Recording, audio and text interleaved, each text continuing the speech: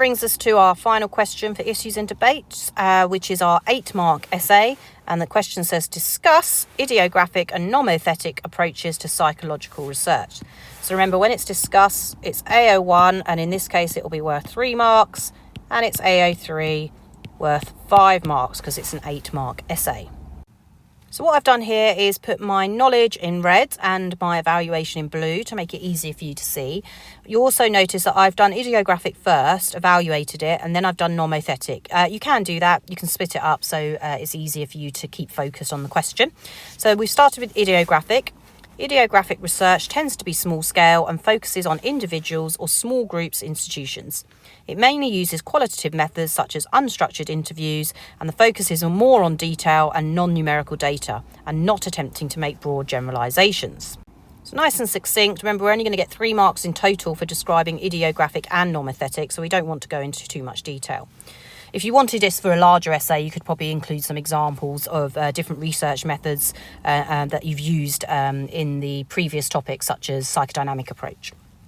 So a strength of the idiographic approach is that it can actually contribute to further nomothetic research.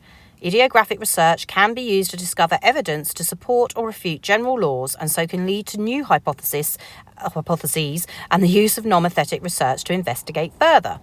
Therefore, despite only focusing on small groups or individuals, it can still enable the creation of generalisable scientific laws.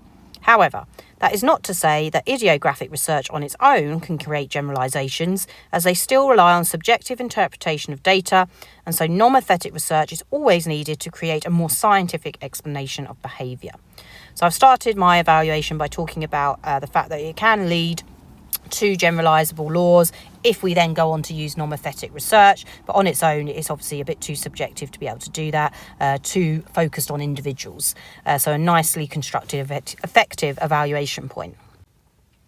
So let's move down to nomothetic. So here's my description first of all.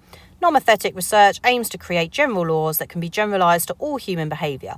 It tends to use quantitative methods such as structured questionnaires that follow a scientific method. It seeks to provide numerical data that can be easily analysed and conclusions drawn from. So essentially the opposite of our idiographic research. So we scroll down now, we can have a look at the final evaluation points that I've made. So my first evaluation point relates specifically to nomothetic. A weakness of the nomothetic approach is that it does not consider behaviour on an individual level. Nomothetic research is accused of ignoring the whole person in psychology, instead focusing on general laws. It may not be useful when trying to create individual treatment plans where symptoms can vary greatly from patient to patient, for example, schizophrenia. Therefore, idiographic approaches may be more useful in understanding the experiences of these patients than nomothetic ones. So, criticising nomothetic for the strength that we have with idiographic, which is that it ignores the whole person. And then my final evaluation point kind of addresses both, and it says the strength of both approaches is that they have scientific credibility. Nomothetic approaches have scientific credibility due to their standardised and objective methods, but they can also be triangulated with idiographic research to increase their validity further. Therefore, both approaches contribute to the status of psychology as a science. A common misconception about idiographic research is that it's not scientific and therefore not credited, or not credible, I should say. Actually, both are credible and they both lead to psychology being a science.